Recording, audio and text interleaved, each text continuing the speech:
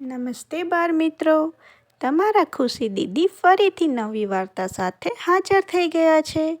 સૌપ્રથમ શું કરીશું? મોબાઈલને દૂર રાખીશું, દૂરથી જ વાર્તા સાંભળીશું, જેથી તેના ખરાબ રેડિયેશન આપણે અસર ન કરે.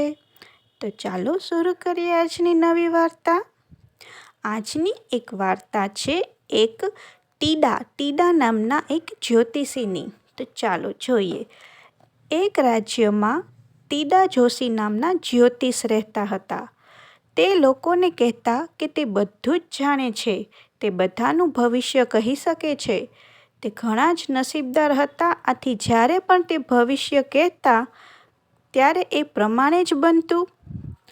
રાજ્યના રાજાએ એમના વિશે સાંભળ્યું.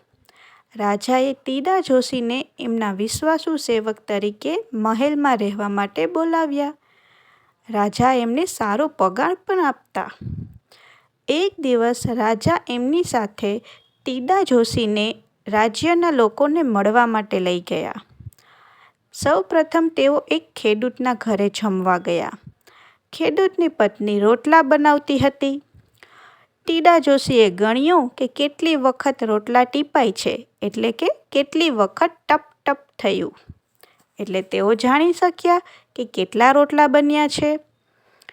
રાજાએ ટીડા જોશીની પરીક્ષા લેવાનું નક્કી કર્યું. રાજાએ ટીડા જોશીને પૂછ્યું કે કેટલા રોટલા બન્યા છે. ટીડા જોશીએ તો તરત જવાબ આપ્યો કે 13 રોટલા બન્યા છે, કારણ કે એમણે તો ગણ્યું હતું ને કે કેટલી વખત ટપ ટપ થયું છે.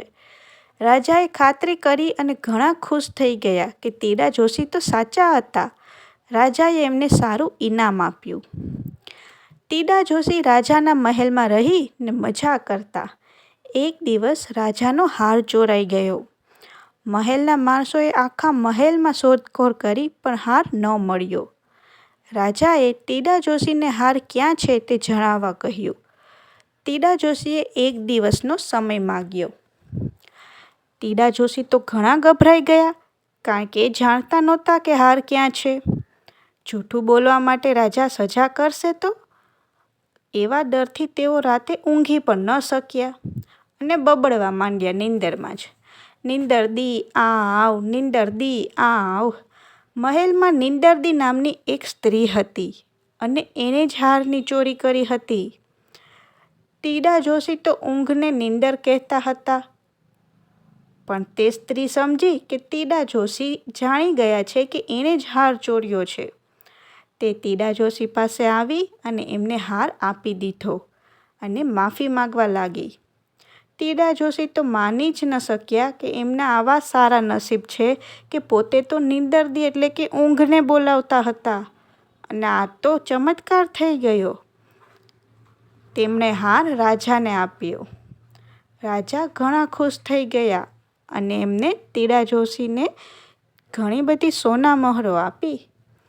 એક દિવસ રાજા અને ટીડા જોશી ફરવા નીકળ્યા હતા. રાજાએ એક તીડું ઝડપી લીધું. તીડું એટલે એક હોય ને આપણે પક્ષી જેવું નાનકડું, અને એમની મુઠ્ઠીમાં મૂકી દીધું. એમણે ટીડા જોશીને પૂછ્યું કે એમની મુઠ્ઠીમાં શું છે. હવે ટીડા જોશી સમજી ગયા કે એમના જૂઠાણાનો અંત આવી ગયો છે.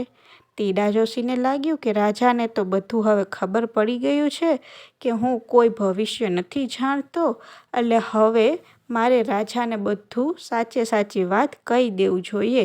એવું તેને નક્કી કર્યું, કારણ કે રાજાની મુઠ્ઠીમાં શું છે તે કેવી રીતે ખબર પડે. એમણે રાજાને સાચી વાત કહી દેવાનું નક્કી કર્યું. તેઓ ગાવા લાગ્યા. ટપ ટપ કરતા 13 જ ગણ્યા, એટલે કે 13 રોટલા ટીપાયા હતા ને એ. નીંદરડીએ આપ્યો હાર, નીંદરડી નામની નોકરાણી. કા રાજા તું ટીડાને માર. આમ કહી તેઓ એમ કહેવા માંગતા હતા કે નસીબના જોડે જ એમનું જૂઠાણું ચાલ્યું છે, તો રાજાએ ટીડાને એટલે કે એમને ન મારવા જોઈએ. રાજાએ મુઠ્ઠી ખોલી તો એમાંથી ટીડું નીકળ્યું, એટલે કે પેલો જે જીવજંતુ આવે તે. રાજા સમજ્યા કે જોશીએ ટીડા જ કહ્યું છે. રાજાને લાગ્યું કે ટીડા જોશી બધું જ જાણી શકવાની શક્તિ ધરાવે છે. તીડા જોશી આટલા બધા સારા નસીબવાળા હતા. તો બોલો બાળકો, આજની વાર્તામાંથી શું શીખ મળી આપણે? ક્યારેક નસીબ સાથ આપી દે છે, પણ એનો મતલબ એવો નહીં કે આપણે કોઈ સાથે જૂઠું બોલવું જોઈએ. જીવનમાં ક્યારે પણ ખોટું ન જ બોલવું જોઈએ. તો આજની આ વાર્તા આપણે અહીં પૂરી કરીશું. ફરી નવી વાર્તા સાથે મળીશું.